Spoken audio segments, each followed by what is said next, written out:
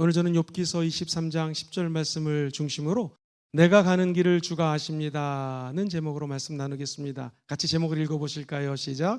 내가 가는 길을 주가 아십니다.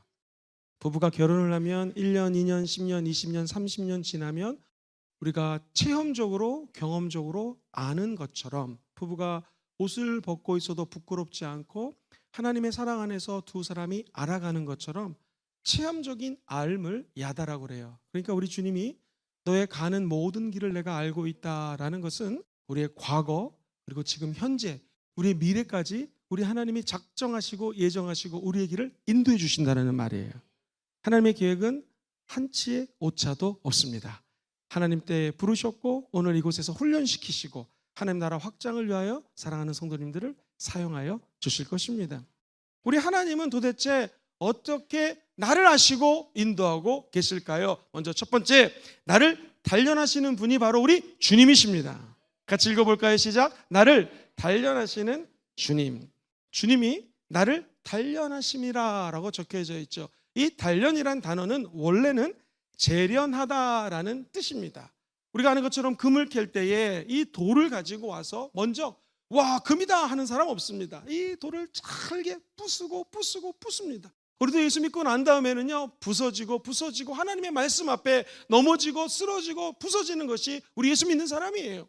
예수 믿지 않는 사람도 고난을 당하고 예수를 믿어도 고난을 당하게 되어 있습니다. 그런데 우리는 예수 십자가 밑에서 부서지기 때문에 저와 여러분들은 이제 곧 순금처럼 재련이 되고 정제가 되어서 나타나게 될 줄 믿습니다.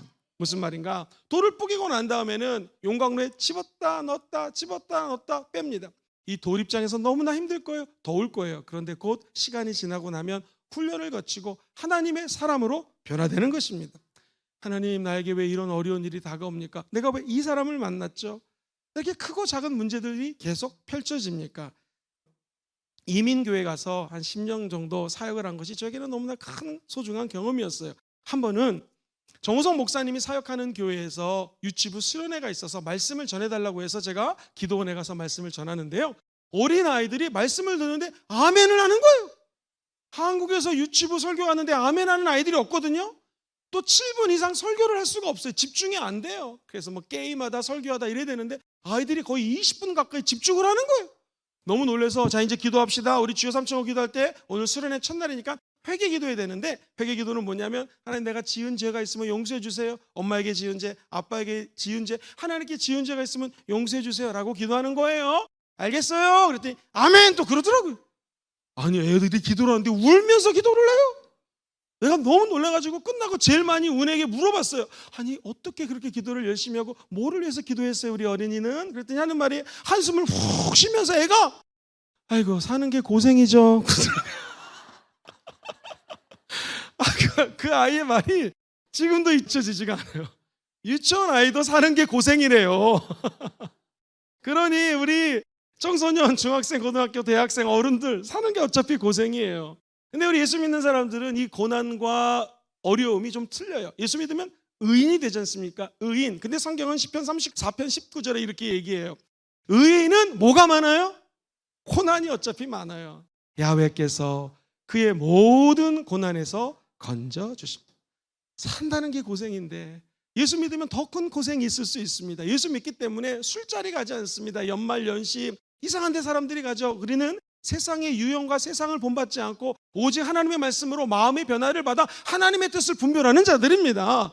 그러다 보니 어려움에 노출될 수 있어요. 그러나 우리 예수 믿는 사람들은 고난 순간순간마다 하나님이 저와 여러분들을 건져주시는 거예요. 가장 가까운 사람 아내지 않습니까? 욥에게 아내가 나타나서 이렇게 얘기합니다. 2장 9절에 그의 아내가 그에게 이르되 당신이 그래도 자기의 온전함을 굳게 지키겠느냐? 차라리 하나님을 욕하고 죽으십시오. 하나님이 이렇게 우리를 저주하고 힘들고 고난 속에 집어넣었으니 당신이 믿는 그 하나님을 차라리 욕하고 저주하시오.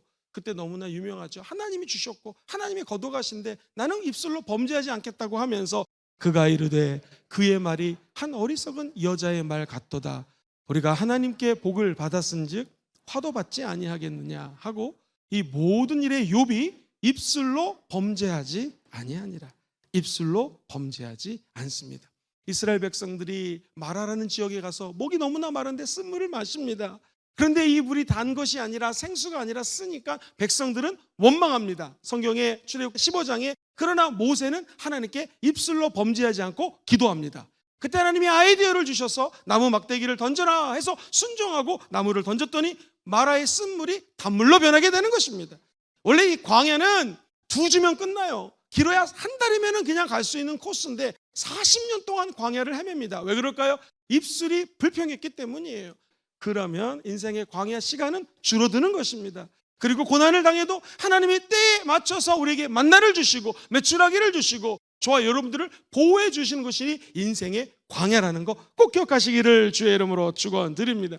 한 어부가 있었습니다. 그가 예수님의 부르심을 받고 삶이 변합니다. 내가 너를 사람을 낚는 어부가 될 것이다. 도대체 저게 무슨 말씀인가? 처음에 이해를 못했습니다.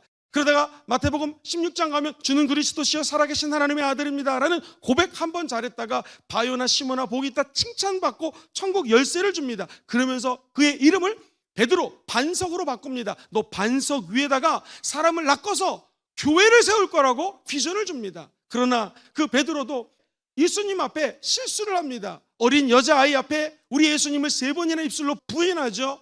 맨 끝에는 저주하며 부정합니다. 우리 예수님은 다시 나타나서 베드로를 회복시키시죠. 3번 너 나 사랑하니 사랑하니 사랑하니. 내가 주님 사랑하는 거 주님이 아시지 않습니까? 그는 회복되었고 사도행전 2장에 성령의 놀라운 불침례를 받습니다. 그리고 그는 변화돼요. 그가 일어나서 설교하자 순식간에 남자만 3,000명이 예수 믿고 낚여서 사람을 낚는 어부로 하나님께서 그 베드로를 사용하십니다. 그리고 성전 미문가에 앉은 안진뱅에게 함께 기도하자 베드로의 기도를 통하여 안진뱅이가 일어납니다. 그가 기뻐 하나님을 찬양하며 그 안진뱅이는 또 복음을 증거했기 때문에 정말로 초대교회의 놀라운 역사가 그리고 교회가 세워지는 역사가 베드로를 통하여 나타나는 것이죠. 무엇을 의미합니까? 사랑하는 성도님들, 우리 모든 인생의 전 과정을 하나님이 디자인하셨어요. 하나님이 설계하셨어요. 사람의 설계나 디자인은 실수가 있을 수 있지만 하나님의 설계나 디자인은 완벽합니다. 베드로는 결국 하나님의 뜻을 따라 사람을 낚는 어부가 되었던 것이죠. 그가 인생의 산전수전 공중전 다 겪고 난 다음에 베드로 전서를 썼는데 5장 10절의 고난에 대해서 그가 내린 정의를 한번 들어봅시다. 모든 은혜의 하나님 곧 그리스도 안에서 너희를 부르사 자기의 영원한 영광에 들어가게 하시니가 잠깐 고난을 당한 너희를 친히 온전케 하시며 굳건하게 하시며 강하게 하시며 터를 견고하게 하시리라. 왜 이 고난이 다가왔는가? 우리 주님이 첫 번째 너를 온전하게 만들어주기 원한다라는 거. 이 세상에 온전한 사람은 예수님밖에 없거든요. 예수님처럼 예수님을 닮아가게 만들어주신다라는 것이에요. 두 번째 우리의 믿음을 굳건하게 해서 흔들리지 않고 요동치지 아니하고 갈대와 같은 믿음이 아니라 굳건한 믿음으로 업그레이드 시켜주신 거예요. 강하게 만들어주십니다. 더욱 견고하게 만들어주는 거예요. 그러므로 너희들이 누구든지 시험을 만나거든 온전히 기뻐하라 감사하라. 왜? 시험은 저와 여러분들을 온전하게 만들어줘요. 야고보가 이야기를 합니다. 우리를 구비시킨다라는 거예요. 군대에 가면 군인들이 구비가 되고 진짜 군인으로 거듭나듯이 고난이 저와 여러분들을 구비시켜 주시고 하나님의 온전한 사람으로 쓰임받는 역사가 고난을 통하여 나타난다는 것입니다. 제가 처음 목회를 할 때 선배 목사님들이 목사님 목회를 하면서 고난을 당하면 오히려 하나님께 감사하십시오 그런 얘기들을 많이 해주셨습니다. 저는 그때 이해를 할 수가 없었습니다. 왜 고난을 당하면 감사해야 될지. 그런데 해가 지날수록 목회를 하면서 저 자신과 성도님들을 예의주시하고 기도해드리고 함께 삶을 살지 않습니까? 근데 정말 그 말이 맞아요. 고난당한 성도는 겸손해집니다. 그 겸손을 통하여 하나님의 말씀을 듣게 됩니다.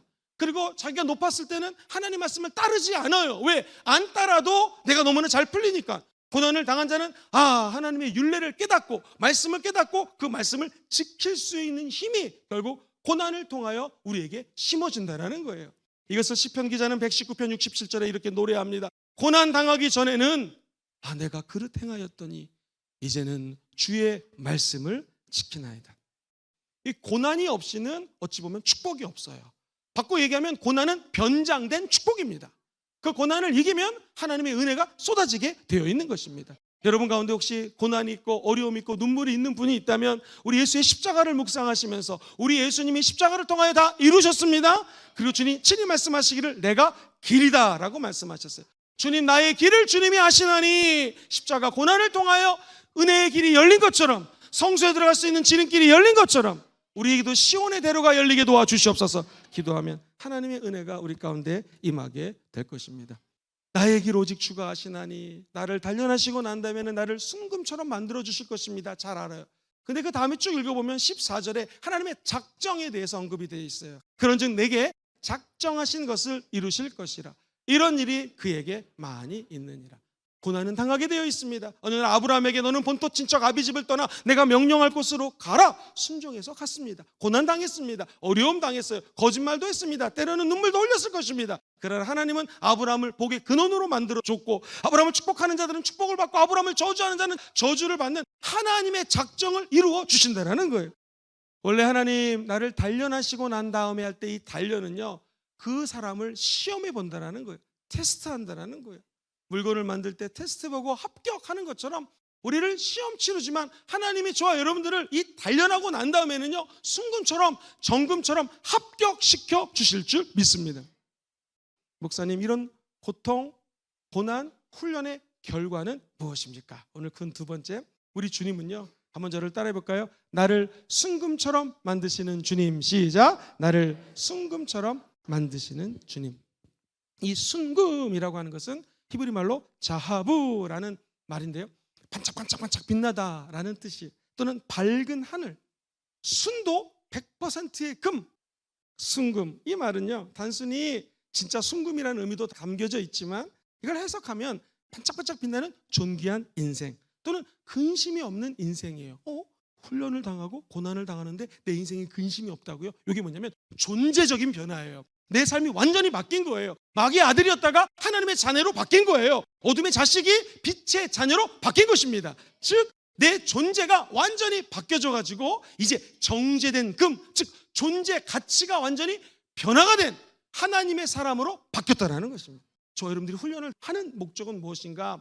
훈련이 지나면 정제가 되고 깨끗하게 되어서 순금처럼 변화돼서 존재가 바뀐다는 것입니다. 욥기서 23장 11절을 보면 내 발이 그의 걸음을 바로 따랐다라는 거예요. 다시 말해서 이제 변화된 자들은 하나님의 걸음을 바로 따르고 그의 길을 지켜 치우치지 않고 하나님의 길을 걸어가게 된다는 것입니다. 예수님을 믿고 기적이 일어나지만 우리 인생은 계속되는 힘듦과 어려움을 체험할 수가 있어요. 우리 주님이 엄청난 기적을 일으키고 얘들아 저편으로 가자 하고 떠나셨습니다. 우리 주님은 배에서 주무십니다. 웬일입니까?